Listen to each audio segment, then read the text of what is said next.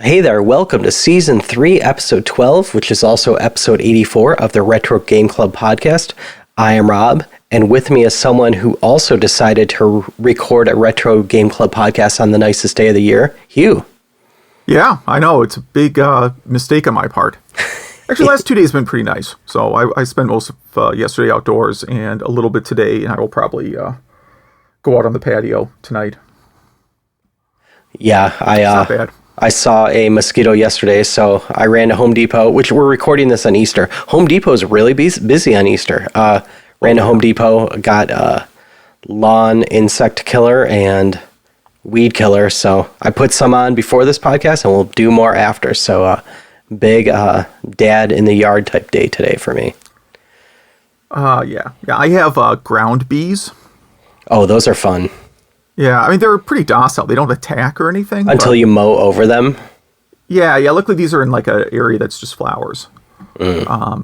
So I have to go to Home Depot, but I would not make the mistake of going on Easter in any weekend. It's horrible. I know this is off topic, but one of the worst mistakes I made in my entire life was going to Home Depot on Mother's Day, because I assumed no one would go to Home Depot on Mother's Day. It's what they do. Right. The answer is everybody goes to Home Depot on Mother's Day, it turns out. Yeah, it's like a parade. And also, at your Home Depot, I know this is a Game Club podcast, but do you just run into people that just bring their dogs into Home Depot? Like, they're obviously not service dogs, and they're just bringing them in? Is that a thing? So I saw one guy who looked like he spent a lot of time in the gym and had a lot of tattoos, and he was there with two pit bulls, full, like, large pit bulls, that were wearing, satchels that basically said they were there to help him cope with his anxiety. Totally normal. Just totally acceptable. Yeah. Yeah.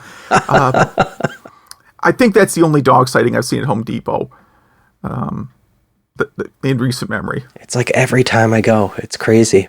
Yeah. Have you ever flown in and out of San Francisco before? Once or twice, yeah. Okay. When you did that, were there more dogs or people in the airport? Well, see, both times would have been in the 90s or early 2000s, so that didn't really become a thing until, I think, the past 10 or 15 years. Yeah, it's pretty nuts. I mean, it's literally like going to PetSmart. That's funny. That's really funny. But anyway, video games. What have you been up to? Yeah, what have I been up to, man? I've been doing some video games. I saw that Limited Run Games is doing Doom collections, Doom 1, 2, and 3. And they're on Switch and PS4.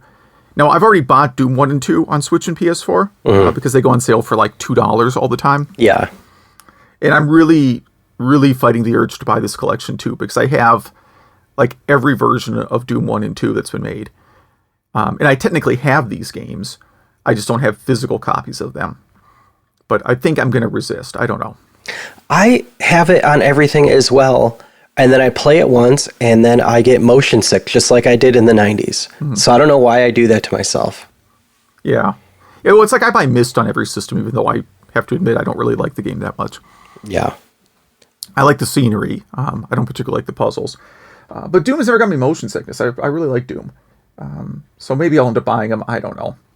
It's sort of like this weird idea of like, well, what if I'm living in a log cabin somewhere and I don't have internet access and I can't download this game that's like I already have downloaded or something. I don't know. It's, yeah. My reasoning is very twisted for why I must have a physical copy of Doom. In addition to all my other physical copies of Doom.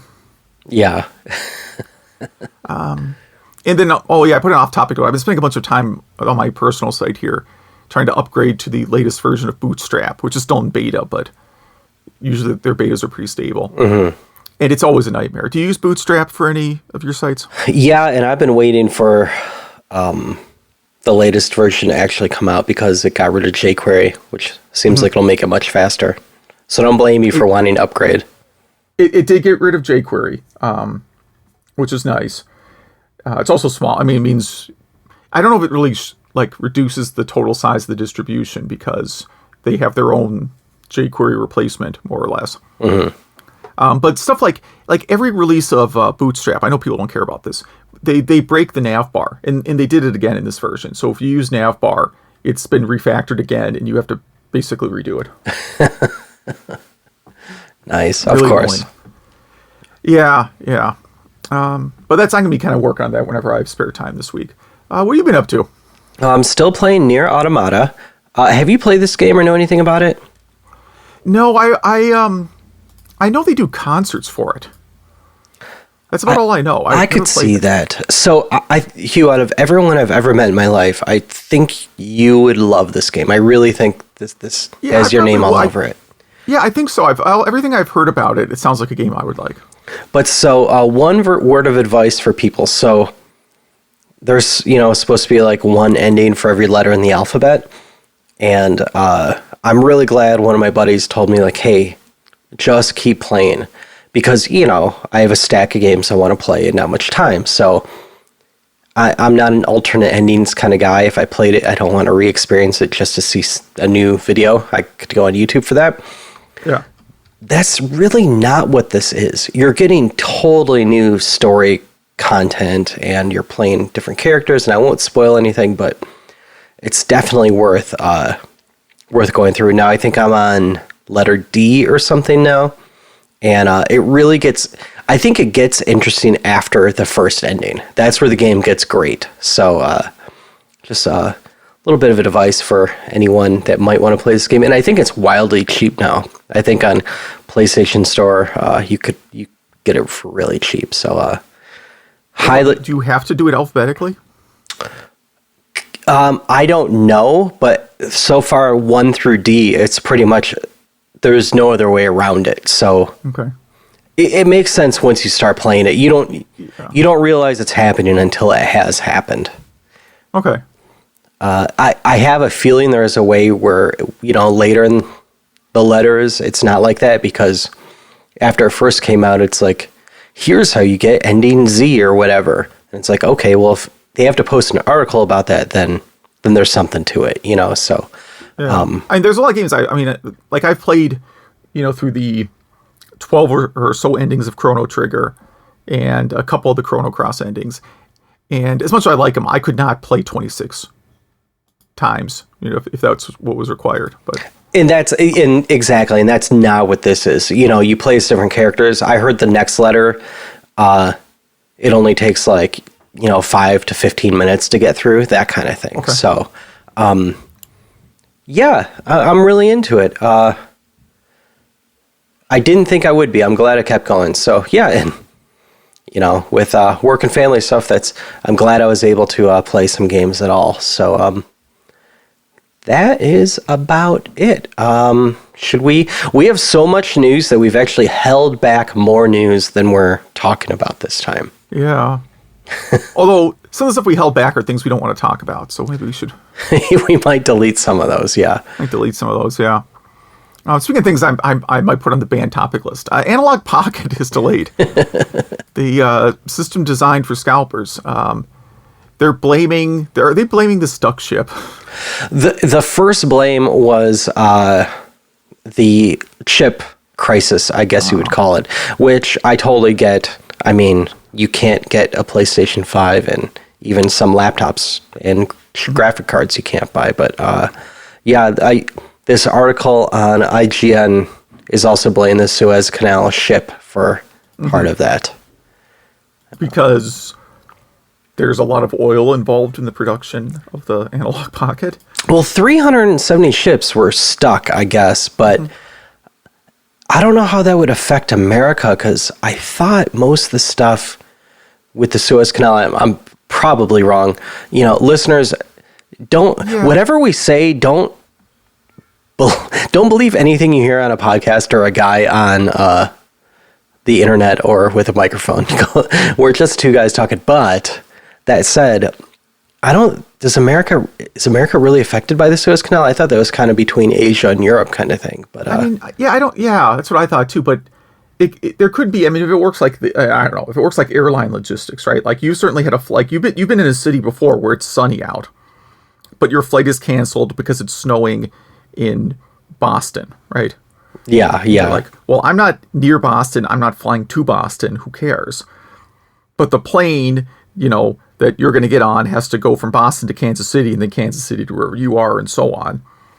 So it could be that maybe some of these boats were supposed to go to Asia and pick up PlayStation 5s. Yeah. So, Or whatever this is called, the Analogue Pocket. Yeah. Whatever chip it is they need. Yeah, so. But I'm excited for this. Zach was able to get a pre-order. They said they're going to do more pre-orders soon. I'm guessing that got delayed, but I would like one of these things. You know, it would make it so I didn't have to hack my my Vita. Yeah, it would be super convenient, but oh well. Yeah, but there you go. Do you have $666,000 burning hole in your pocket? I do not. Then you can't afford this auctioned, sealed Super Mario Brothers NES cartridge. Why is this more exclusive than the one that sold for like 100,000 or whatever?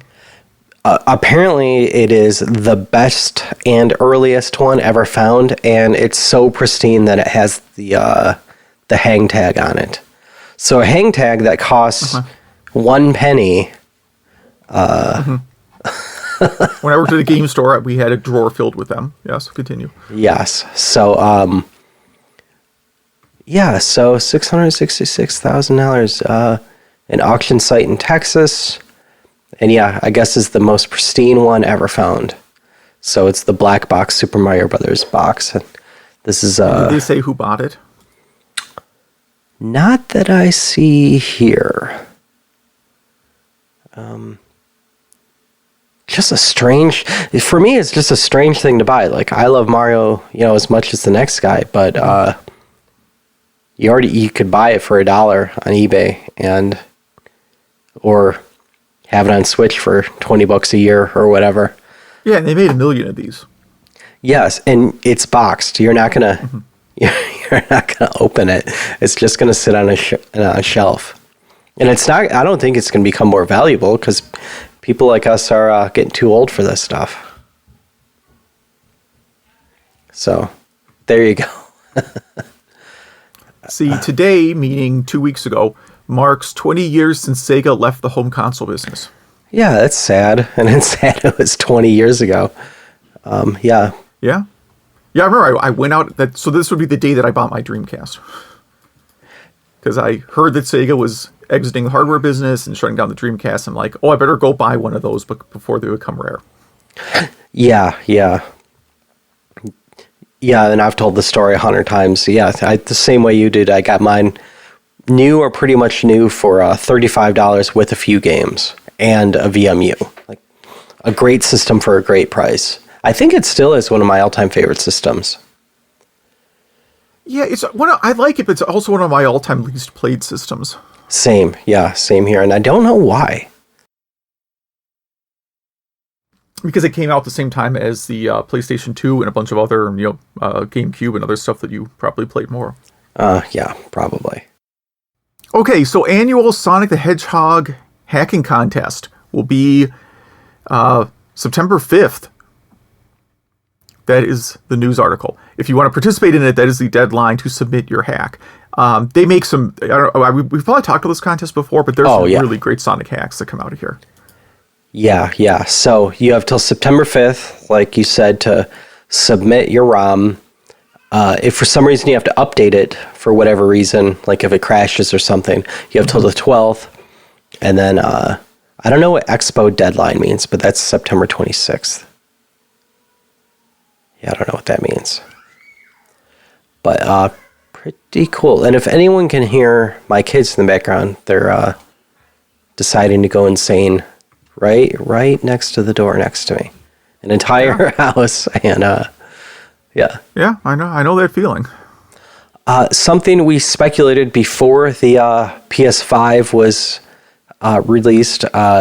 Sony patented something to award trophies to non-PlayStation 4 or 5 games. So people are speculating that these trophies would be for PS3, 2, and 1 games. Yeah, but it's it references emulated games, so it's not going to be like you pop your PlayStation 2 disc into the PS5 and it plays, because Sony doesn't want any part of that.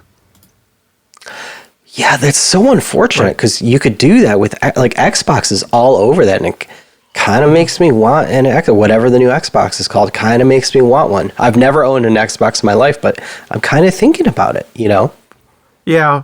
The thing is, if you own an Xbox, you have to get a tribal armband tattoo. I think that's a rule. I think, yeah, or barbed wire, maybe. Yeah, barbed wire. That's it. Yeah. I hope we're not offending anyone. I don't know if we have a lot of like diehard Xbox fans. Yeah, for me, Xbox seems like the system where it's like, I'm only playing, I don't know, what's a shooter game? Call of Duty? Is that a big one? Or Halo or something, yeah. Exactly, yeah.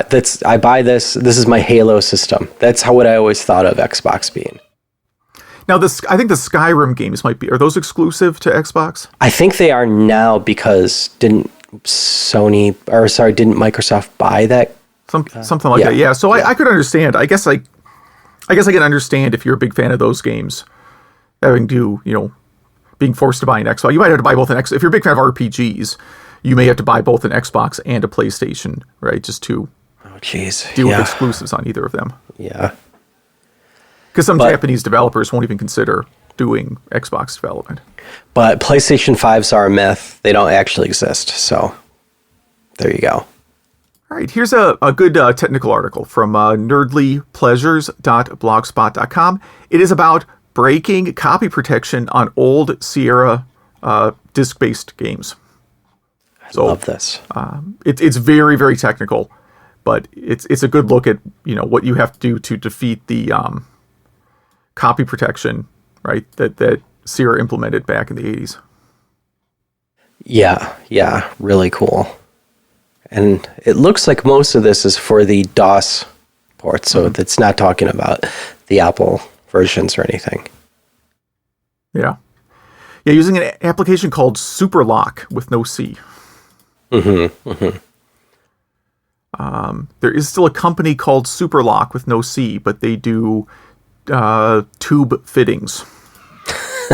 There you go. Yeah, we reference Nerdly Pleasures quite a bit. This is a very good blog. Yeah, it's one of my favorites. Resident Evil turns 25. Yeah, on PCMag.com. A great article, kind of the actual history of Resident Evil, starting with Sweet Home and how they got to Resident Evil. So Sweet Home's not one I've played.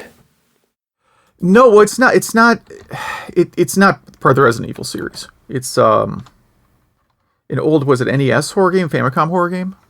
Yeah, and then they did a port to SNES, I think. Yeah, was it the same developers? I don't. Yep. So in it was developed by Capcom. Okay. Yeah.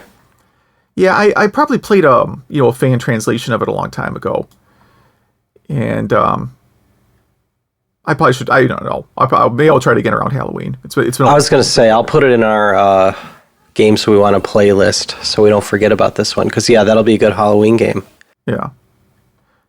So this was towards the end of when I was working at the game store when this came out, and many of our customers called it Residential Evil, and that's all I remember about it.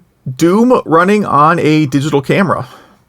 We always will cover any Doom running on something. Yeah, this is the Doom running on stuff podcast. Yeah. Yeah, this is one of those bigger DSLR cameras, an EOS 200D. I have no idea what that is, but you can play Doom on it, and it looks like it's at about 5 or 10 frames a second. Yeah. Yeah, and they have a video. They talk about other cameras that people have gotten Doom to run on, too. So, it's exciting. Funny. Yeah, I guess if you're a photographer at a wedding and you get bored for a little bit, at least you could play some games, but I guess you also have a phone with you that you could do that as well. Yeah, but then it looks like you're working. True, yeah. What do we got next? Did Zach add this one to the notes? I think it must be Zach, yeah. Yeah, I think so. Hitchhiker's Guide to the Galaxy 30th Anniversary Edition. Yes, so this is on bbc.co.uk, and you could play Hitchhikers to the Galaxy right in the browser, and it's a really nice interface. Mm-hmm. Yeah. No, I have this on Apple. I think I have the original discs for this on Apple too. I have to double check. This is a game I have not beaten. I would like to. Okay. I would like to finish this game sometime. Yeah, the puzzles I remember are very non-intuitive. Yeah. Yeah. Oh, because we got backlogged on news, I have a second article from Nerdly Pleasures. Blah. I can't talk. That's a hard word to say. It's a hard combination of words to say. This is a review of Family Basic for the Famicom. So there was in Japan, the Famicom, or Family Computer, had an optional keyboard and a basic programming cartridge, which was much more sophisticated than the Atari basic programming cartridge. Like, it looks like, again, this is Nintendo, and Nintendo, is a better developer than Atari, no offense. And this is a much more functional cartridge. I would almost compare it to Mario Paint more than being a basic programming cartridge. Yeah, this is great. And to show you how the human brain works, the top image in this article has the Famicom keyboard. And because I saw the word Famicom and because I saw the cartridge, my brain didn't even see the keyboard. It just saw a Famicom. And it took me a while to actually register that was the keyboard. Yeah.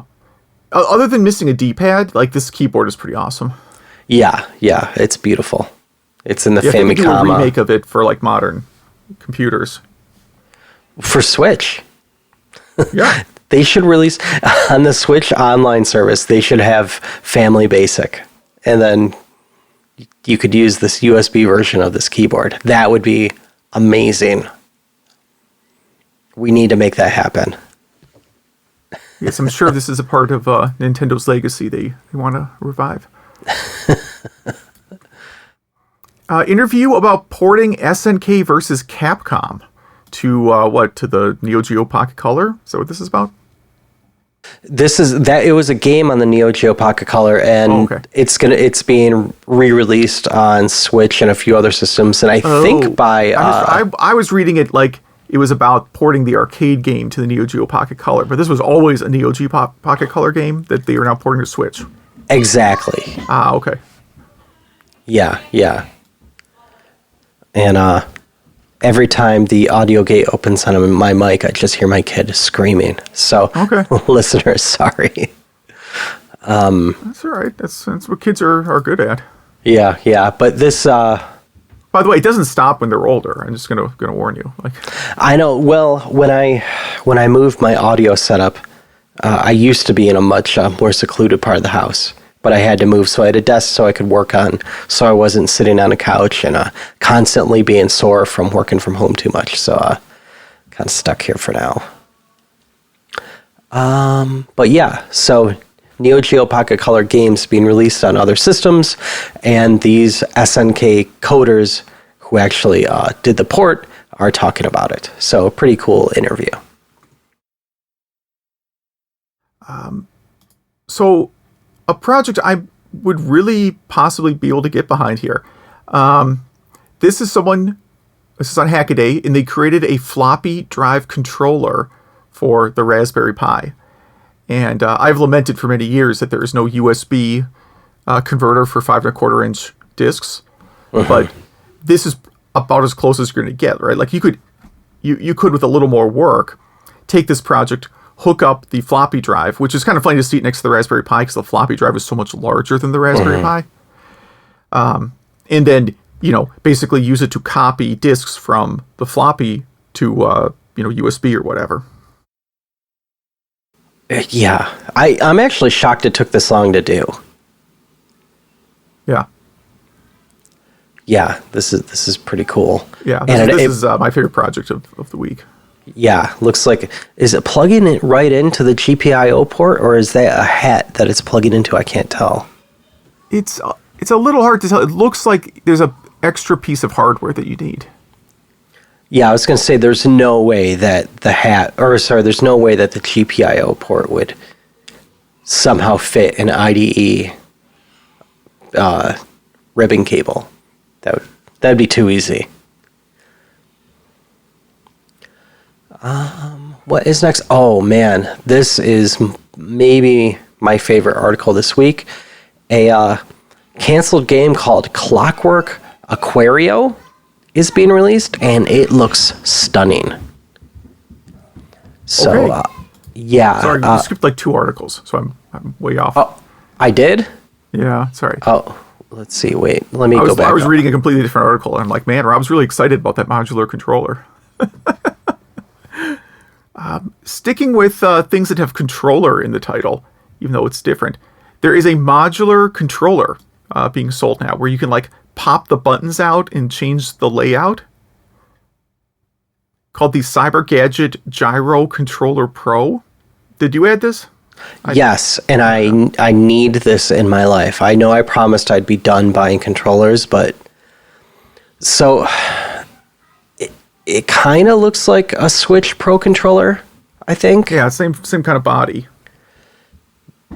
But you can on the left, the D-pad and the analog stick are like a little really cool, almost peanut looking unit that you could pick up and flip around so you can make the D-pad on the top and the analog stick on the bottom. You could put different analog stick tops on it, so you could have like a really high stick or a really short one, like on the what would it be? I guess a Vita, I guess. But yeah. Like you could have like a raised D-pad or like a sunken D-pad, it looks like. And same for the analog stick, you can basically put it in like I won't call it a joystick, but a more raised analog stick.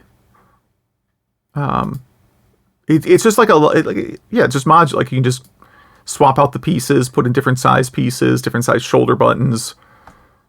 And assuming it doesn't snap apart every time you try this, looks kind of cool. Yeah, I really think I need one of these.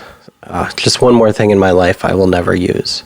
Yeah. But yeah, it looks like it's going to be around $70, which seems pretty fair. Another article that I guess we were debating amongst ourselves if this was a April Fool's Day prank, but it does not appear to be. And it is the Atari 2600 movie cart project, where someone is chronicling on Atari Age their attempt to play movies on the Atari 2600. It's pretty not easy to do, and definitely requires a cartridge with like a SD card, because I think he said each frame requires 77 cartridges. So it's basically like you're constantly swapping the cartridge. So not necessarily practical for the real world. Where's that number he said? He had some note on here. It said about like how many cartridges each frame was. Must be further in the thread because now I can't find it. Yeah, I don't see it right now, but that's pretty funny. Maybe it was on the GitHub page. Maybe that's where they put it. But I was pretty impressed by this. And that's why I don't think it's a prank, because he has a GitHub page and a bunch of code. Okay, I misread here. Each second of video requires the equivalent of 75.5 combat cartridges, or over 500,000 cartridges for a full 2-hour movie. That's amazing. Yeah. This really feels like an April Fool's joke, but yeah, there's code. There's code and there's examples. Wow. So that is a completely insane project. Yeah. And so I did that one article early. Sorry about that. Did I miss any other articles? No, that's it. Okay. All right. I think last in our news is a great new release of RetroArch came out, 1.9.1. And it has, the release notes are pretty long. But to note, a lot of 3DS updates. So actually having RetroArch on the 3DS, not emulating 3DS. Yeah. And so on your 3DS and play. 3DS seems like kind of a good way to play 8 and even 16-bit games. Exactly, yeah. So apparently the 32X plays much better now on the 3DS. Okay. It plays PS1 games at native speed, and just a lot of other core updates, including you could finally update with the core updater. So RetroArch uses what's called cores, which are really just emulators. So 2600 has its own core, NES has its own core, that kind of thing. And RetroArch has the core updater where you just run it. Any cores you have downloaded, it'll get the latest versions of those. You could finally do that in 3DS. So I've talked a lot about how the 3DS is one of my all-time favorite systems and one of my all-time favorite systems to emulate other systems on. So this is just another reason to do that. So I hope one of our listeners tries this out. I'm a little bit burnt out on playing with stuff to get emulation working. I really need a break from that for a while and just sit down and actually play some games. Yeah. So I really hope one of our listeners does this and lets us know how it works. Kind of in related news, it also got ported to OpenDingux. I can't pronounce that. Dingux. It's like dingus with an X, which is an older Linux that runs on like older Raspberry Pi type Alibaba type systems, and so it's really not powerful at all. Like I'm not even sure it could do the NES. Like I think it's like Stella is the latest thing I think it could do, but yeah, so it does that as well. So a really big update. We actually do have, this isn't our last article, we actually do have one more really cool one. Yeah, someone built a Final Fantasy VI arcade cabinet. So it's a cabinet styled after Final Fantasy VI that just plays Final Fantasy VI. Oh, the marquee on this, the bezel, the side art. This is beautiful.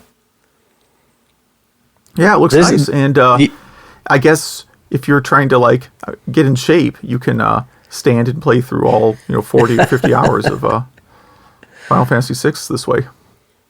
Yeah. People should start building arcades into like exercise bikes, but I guess that's what a Switch is, huh? No, I mean we have this exercise bike where you can have like scenery, like it has a screen and you're like riding through different real world locations. Mm-hmm. I would use it if there was a mode where like you were being chased. I was going to say, yeah, like a zombie attack or like wolves or something. But just like I'm riding through like a hillside in Italy or something, whatever. I could watch that on, there's probably a YouTube video of that, right? Yeah, exactly, yeah. So there was, yeah. That is the news that I accidentally did some stories out of order somehow. I don't know how that happened, but hopefully we didn't miss anything. No big topic this week, so I guess it's Game Club time. Yeah, let's do it. All right, SimEarth. I want to hear you try and describe the game you picked. Oh, jeez. Yeah. So apparently I chose Excel to play this week, pretty much. So SimEarth, we decided to try to do Windows 3.1 games, and SimEarth was one I never played much, and I always loved SimCity. This is absolutely nothing like that at all. And yeah, so there's like, how do you describe this?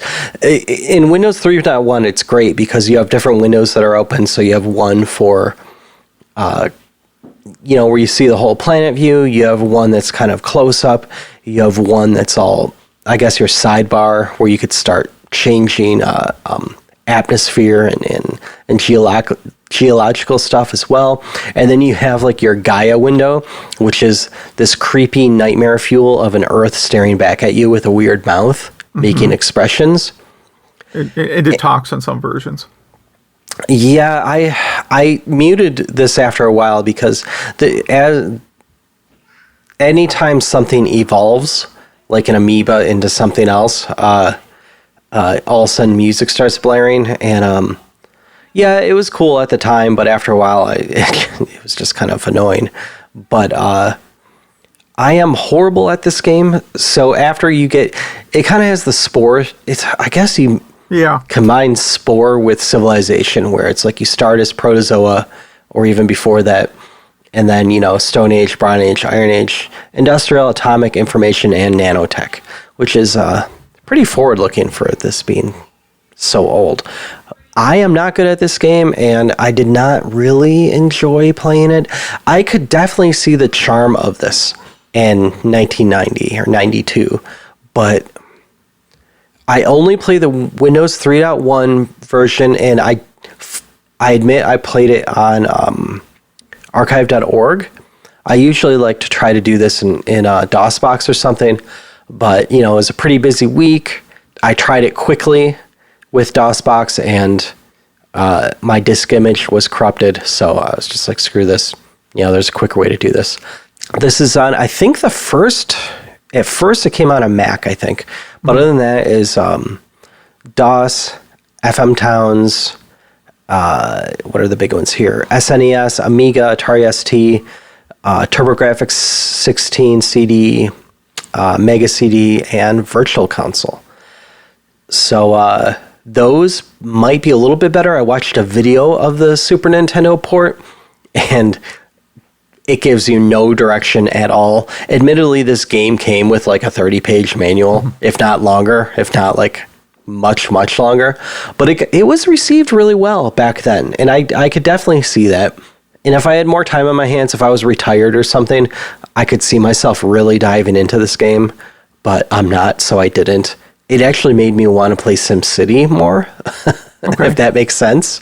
Yeah, I understand. Like when you have really terrible pizza, the first thing you want to do is go get a good pizza. Yes, exactly. Yeah. So, what are your thoughts on this? So I have the TurboGrafx 16 CD version. I have the actual disc and everything. Oh wow, that's cool. Yeah. Well, I don't really know what I'm doing in this game. I ended up opening up like GameFAQs to try and just explain to me what I'm supposed to be doing, because it was mostly me just like launching meteor after meteor into my own planet, trying to make something happen, which I guess is not a good strategy. Yeah, because you have to spend a lot of time managing like levels of things. Like again, like you call it Excel. That's exactly it. Like there are these various stats and nonsense that you have to try and track and balance to get life to evolve, I guess. Mm-hmm, mm-hmm. And I didn't really understand any of it. I haven't taken biology in a long time either, though. But still, you shouldn't have to take, Bio 101 to play a game. Right. And then there's a lot of talking in the TurboGrafx version and a lot of tutorials, and they didn't help me that much. And this is just not a game for me. Yeah. It made me want to play Civilization, and I've never played Populous, but it made me want to play Populous. Populous is nothing like this.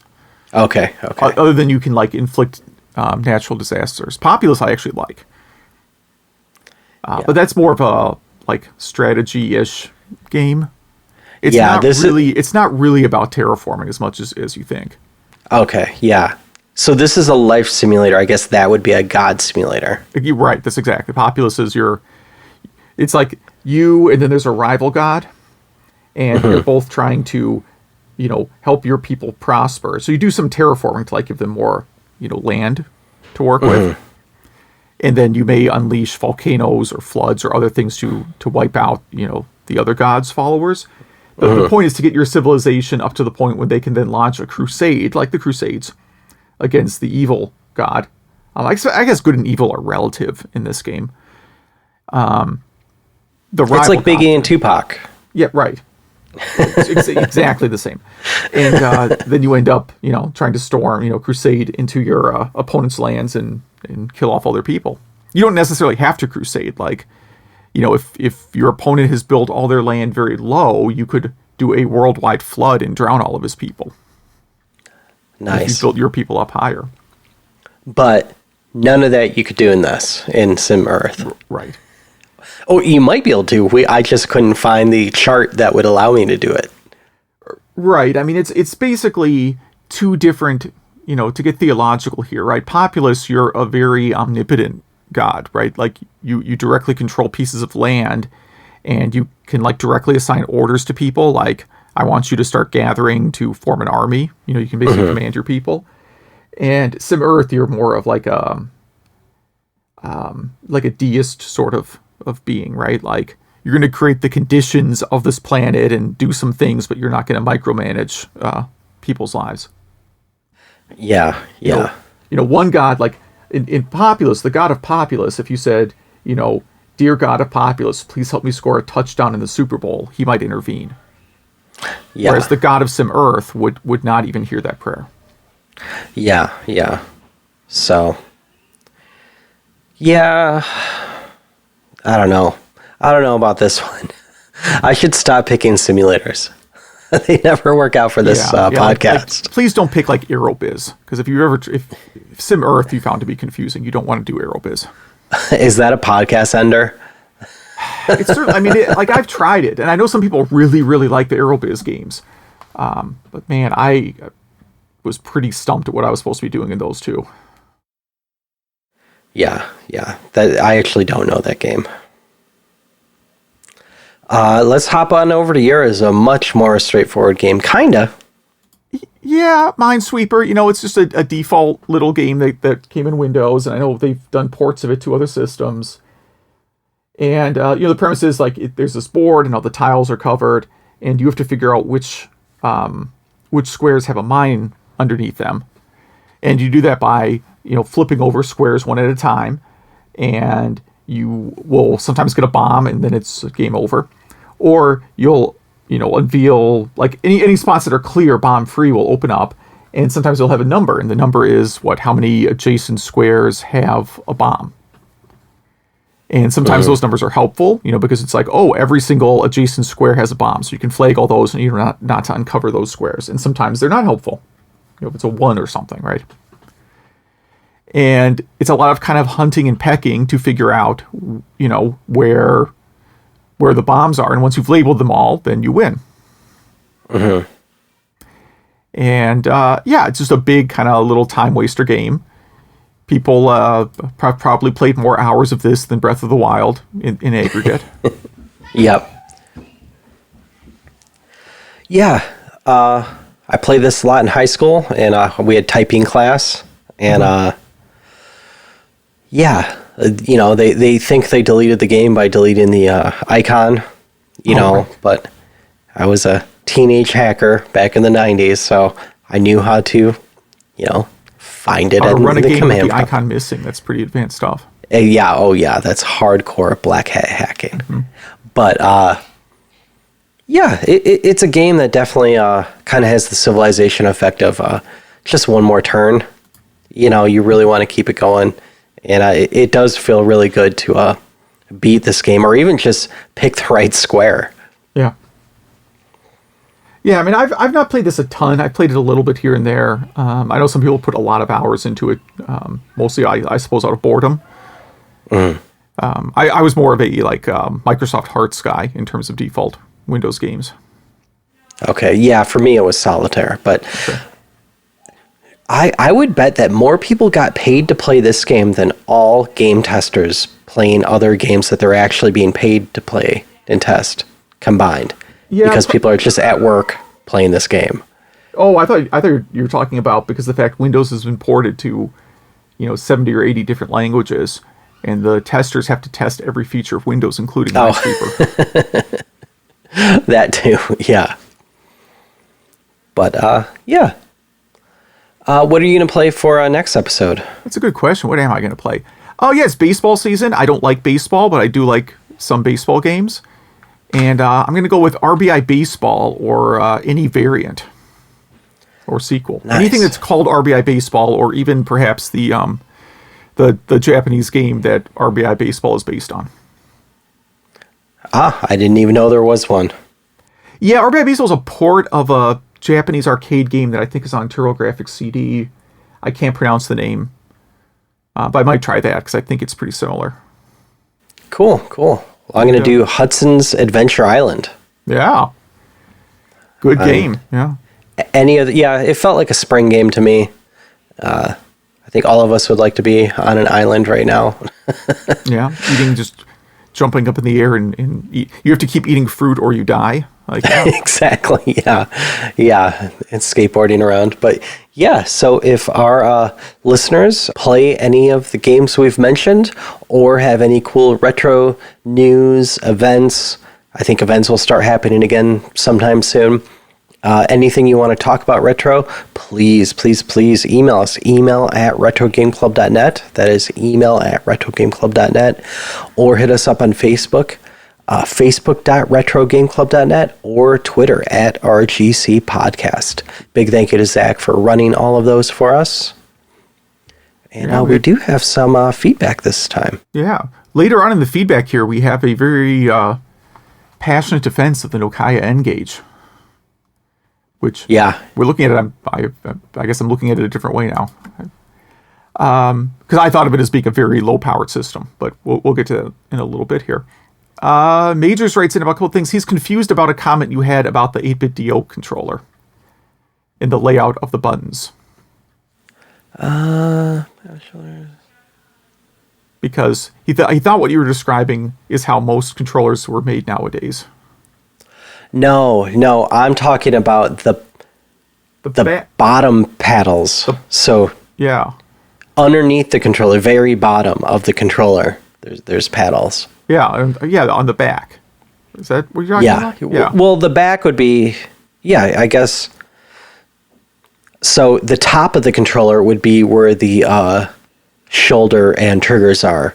The back, the bottom is where the paddles are. If you look at a Steam controller, that's what I'm talking about. Not the L3 or R3 type thing. Okay. I hope that clears that up. Maybe. Possibly. I mean, I think I understand it. I'm not good at talking, so it's good I have a podcast. GameCube controller. Most of the reason they are so popular is because of Smash Brothers, which is true. Makes sense. And getting original GameCube controllers for Smash Brothers is very hard. Atari Lynx, getting it off the screen. He says he's a moderate fan of the Lynx, but agrees that playing it on the TV is superior to the console. And about exclusive titles for the Lynx. The Blue Lightning, Electro Cop, these last two I don't know, Gordo 106, and Warbirds. No. And the Ninja Gaiden, which actually I played on the Lynx, is much closer to the arcade than the NES release. Same for the Rygar port. And that's, I think I have both of those games. And they are really the arcade version, not the NES version. That makes perfect sense to me.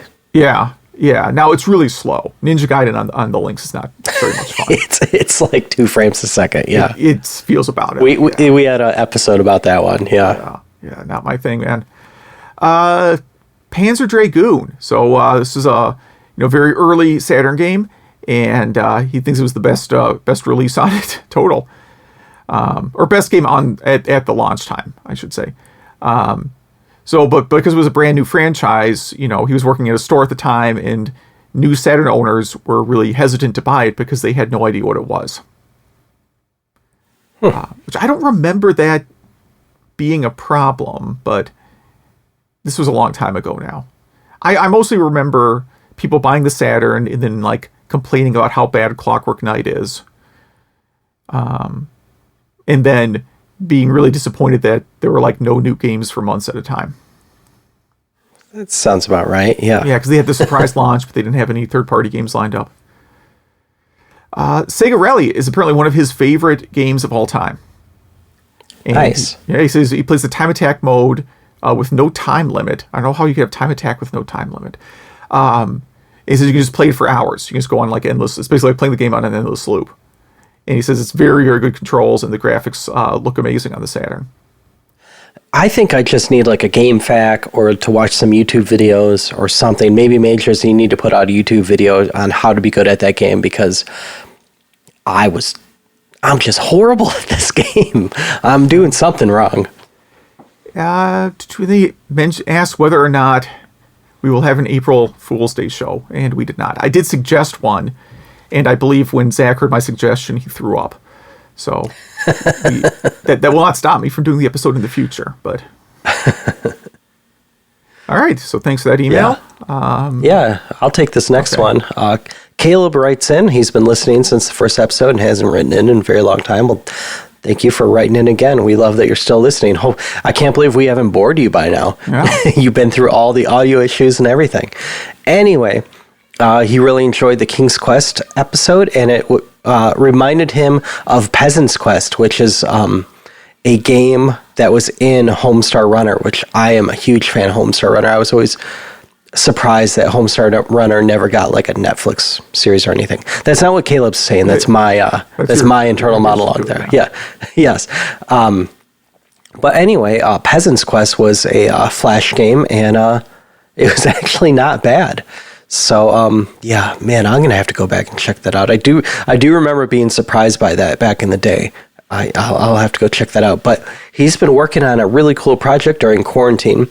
He's building a shelving unit for 45 consoles and a CRT TV, and this thing looks beautiful. It does, yeah. Yeah. He sent us a picture, and it's huge. I mean, I can sort of imagine which systems would go in which slot on this thing, because he has many different shapes. So I'm guessing, he didn't say so, but I'm guessing he must have measured systems with cartridges in to make sure these were all spaced appropriately. I mean, that would obviously be terrible if you did not. Yeah. So I have some questions and some demands from Caleb. So here we go. The question is, it looks like this is being built in a basement, maybe. It does, but because of the flooring makes it look like a basement.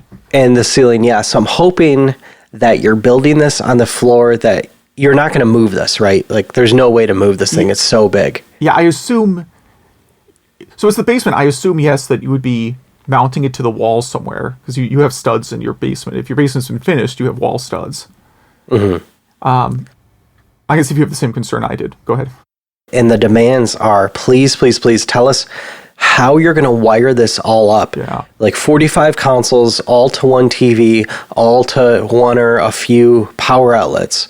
I need to see the system used, because I only have 10 to 15 consoles wired up, and it is a rat's nest. Yeah. And this is something I did last year, thinking like, oh, I'm finally going to make it clean and neat. That never happened. So I need some inspiration, dude. So please send more pictures when you're getting that set up. I'm really interested in that. So I have a couple comments. Like I actually created a diagram in Google Drawings to remind myself of what systems are hooked up to which switch box and which port on the TV. Because otherwise I won't remember. I mean, I know I could just buy like a label gun, but I tend to move systems around a lot, so it's just easier for me to use a Google Doc or a Google Drawing to track all that. But I think when I look at this unit, like, I think the long, short shelves that he has that would be next to the TV are probably for switch boxes. I'm guessing he's going to come up with a daisy chain of like 10 or so switch boxes.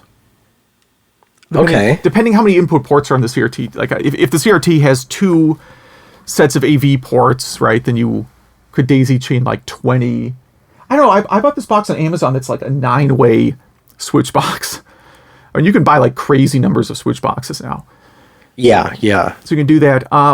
My thing is, if it's going in the basement, is there going to be like another level underneath for when your basement floods, which they always do? Oh yeah, that is a concern.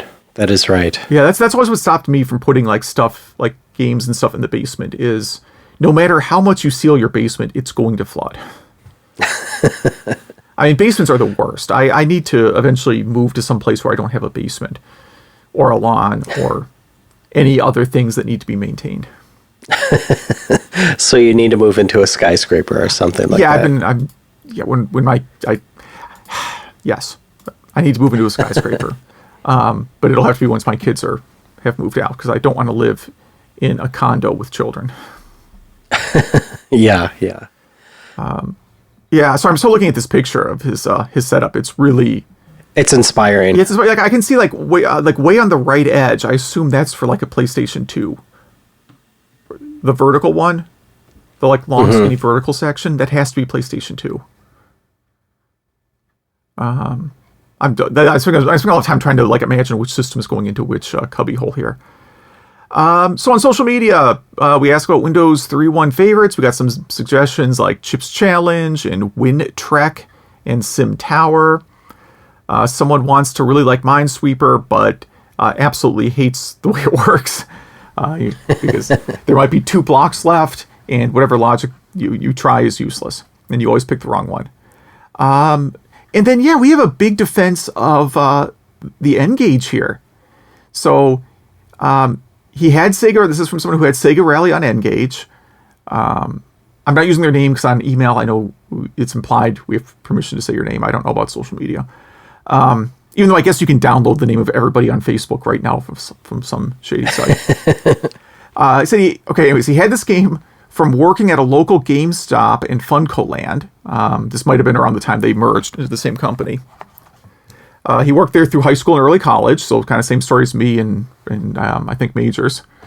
The Nokia sales rep gave him an original N-Gage and later the N-Gage QD. The QD was a very big upgrade. The N-Gage was definitely more powerful than the Game Boy Advance, with exact PlayStation clones of Tomb Raider and Tony Hawk. The N-Gage version of Sega Rally looked really good and played well. The QD version was actually a very capable smartphone too. He still has them along with 30 games, and bought almost all the PlayStation remakes, and it's a huge list. Pandemonium, what else? Puzzle Bobble, Monkey Ball, and so on. After the QD came out and no one bought it, the GameStop he was managing started pennying the games out, putting 1 cent on them and throwing them in the dumpster, right? Which, by the way, they did when I was there too, but we would typically, just because like the guy that managed our store hated the idea of throwing games out.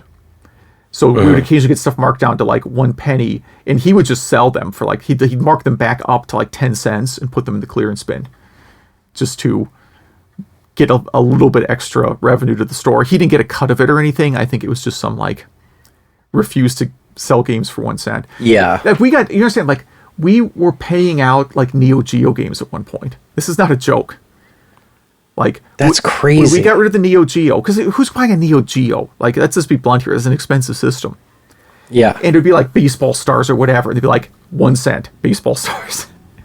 And now it's probably $300. Yeah, we marked like 97 cents or something and put it in the clearance bin. And the same thing happened with like the Turbo Duo. When that went out, it was like every game, just mark it down. Like you first mark them down to like $4.99 and see if anyone buys them, and then like a week later you just throw them out. Wow. Yeah, no, seriously. That's how it worked back in the day. So I believe that even as far back as the Nokia N-Gage times, they were probably, I mean, he says they're doing the same policy that they did when I was there in like 93, so. Anyhow, so when they did that, he bought a lot of games, or took a lot of games. He said there's a really good WWE game called Aftermath, Mile High Pinball, X-Men Legends 1 and 2, and a Doom clone called Ashen. He said graphically, it's not very different than the PlayStation. Maybe you could compare it to the original DS, but Sega Rally was a game that the Nokia sales rep gave him, but the store never had it for retail release. He's not sure why. They never actually were able to get a copy to sell. He said the original system had a lot of bad ideas. He remembers having to shut off the system to remove the battery to change games. Yeah, I heard about that too. And the phone had to be held up on its side to use the phone. The QD was better and fixed these issues. Plus, back in the day, you still had LimeWire and Napster. So you could, have tons of music on this Nokia phone. So he said he has 33 games. 10 of them are very, very good, and the others are average to bad. That is great feedback. Yeah. I kind of want to play an N-Gage now. I mean, I guess I thought of it as being a. So here's where my bias came in. Like, I was thinking of other cell phones of that era and the kind of like how games looked and played on cell phones of that era. And thought, okay, well, the N-Gage can't be like much better than that. Yeah, but it's an actual system, I guess. So, off topic here. A while back, I bought a EverDrive X3, from Amazon. Yeah. And I answered a question once. I forget what the question was. It was like, does this work in this model Genesis? I'm like, oh, I use it in that model Genesis, yes. So now every time someone asks a question about the Mega EverDrive X3, I get an email from Amazon asking if I can answer it. All right. So here's an actual question that just came in for the Mega EverDrive X3. Can MacBook Pro download ROMs for this cartridge?